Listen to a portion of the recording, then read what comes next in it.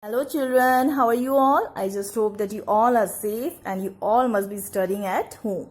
Now students, before we start a new chapter, let us confirm answers of objective type questions of page number 19 of your textbook. So just open your book and open page number 19. Question number 1 is fill in the blanks.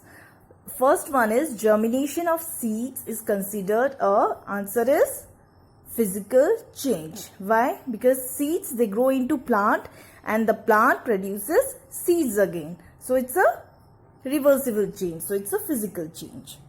If a change is permanent and irreversible, it is considered answer is chemical change. Heating a piece of iron is considered a physical change. Why?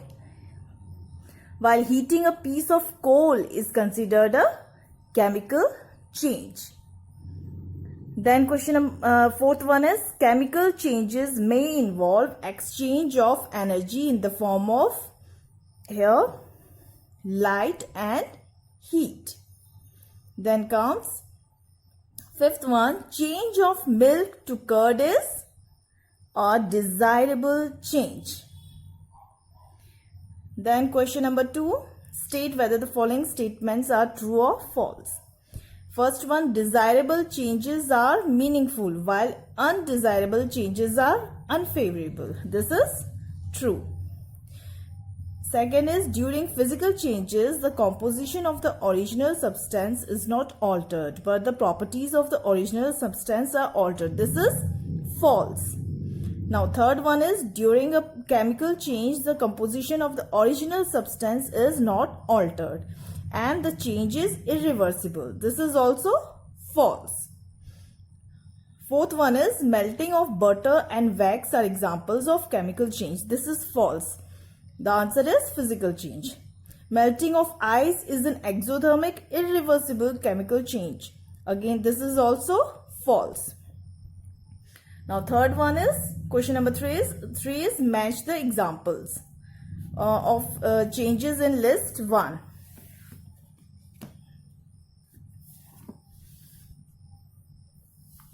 The first one is expansion of steel rod on heating. The answer is physical because on heating the steel, it expands but the composition doesn't change.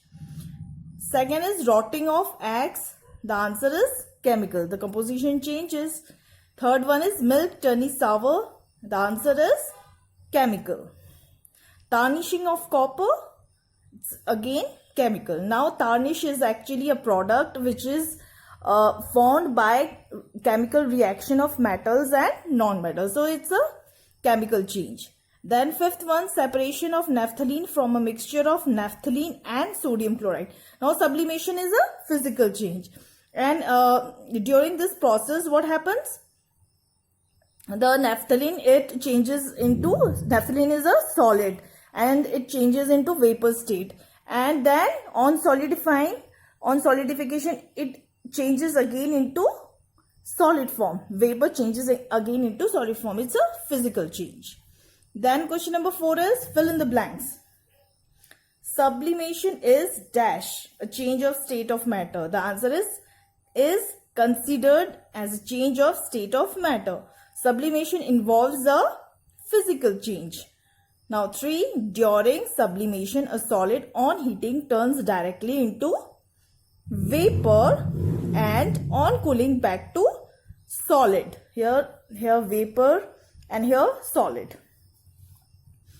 Fourth one, ammonium chloride, a sublimable solid, undergoes synthesis or dissociation. The answer is dissociation. Then fifth one is sublimation of iodine is an example of dash change. The answer is physical change. Question number 5, name the following. The products obtained during photosynthesis, which is a chemical change. So the products that is formed during photosynthesis are glucose and oxygen. Glucose and oxygen.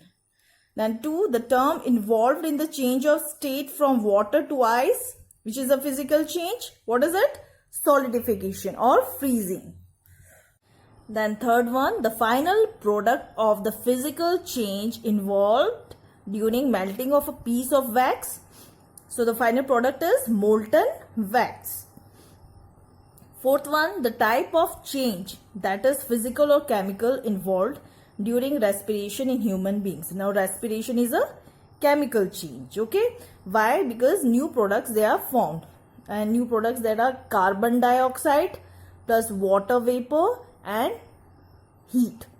So the new products they are formed. So this process is chemical.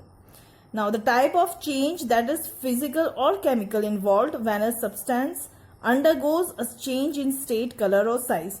Now change in state and color and size, these are physical properties. So the change is physical. Students, we are going to start a new chapter number 3, elements, compounds and mixtures.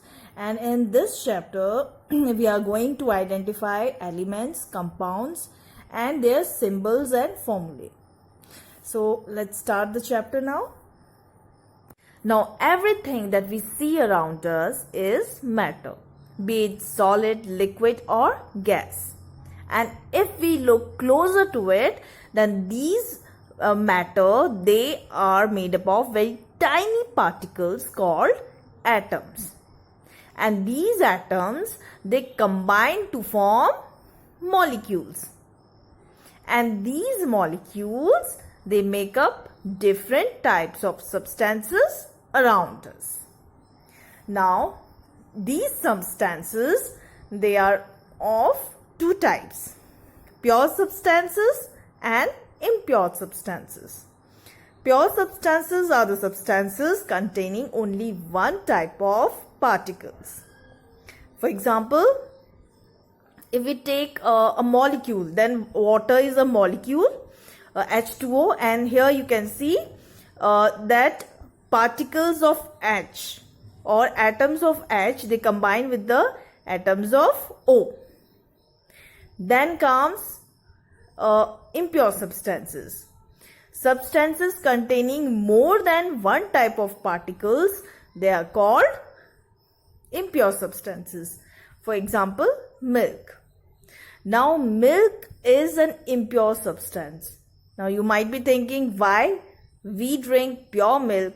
Then why ma'am is saying that milk is an impure substance? Well, here impurity means the particles present in it. Milk contains proteins, vitamins, calcium and other particles in it. That's why milk is considered as an impure substance. Now pure substances, they include elements and compounds, whereas impure substances includes mixtures. So let us study about elements, compounds and mixtures. Elements. Elements, they are made up of identical atoms only, and their properties are that it cannot be broken down into two or more simpler substances. For example, hydrogen is an element, carbon is an element, iron is an element. Now the smallest entity means unit. So the smallest unit of an element is atom.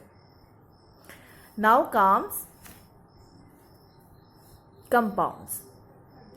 Compounds, they are made up of two or more different elements. Its property is that it can be broken down into elements by chemical means or chemical methods. For example, water is a compound. Water is actually a molecule of compound, as it contains elements hydrogen and oxygen. The same way carbon dioxide is a compound. Why? Because it contains elements carbon and oxygen. And carbon and oxygen, they combine to form carbon dioxide, and here hydrogen and oxygen, it combines to form molecule, which is a compound. Now the smallest entity or the smallest unit of a compound is molecule. Here you can see water molecule and carbon dioxide, CO2. So the smallest entity is a molecule. Mixture. Mixture is made up of two or more substances combined physically in any ratio. For example, milk is a mixture. Salt in water, lemonade. These are all mixtures. Now the properties of mixture are, it can be separated by general physical methods. Now there are certain physical methods like magnetic separation, then sieving and filtration, by which mixture can be separated. And second property is that they retain properties of their parent substances. You have to answer these questions of chapter number 3. The first question is, what are pure and impure substances? Give an example each. Then question number 2 is, what is an element? Explain with an example. Question number 3 is, what do you mean by the term compound? Explain with an example. And question number 4 is, what are mixtures? Explain with an example.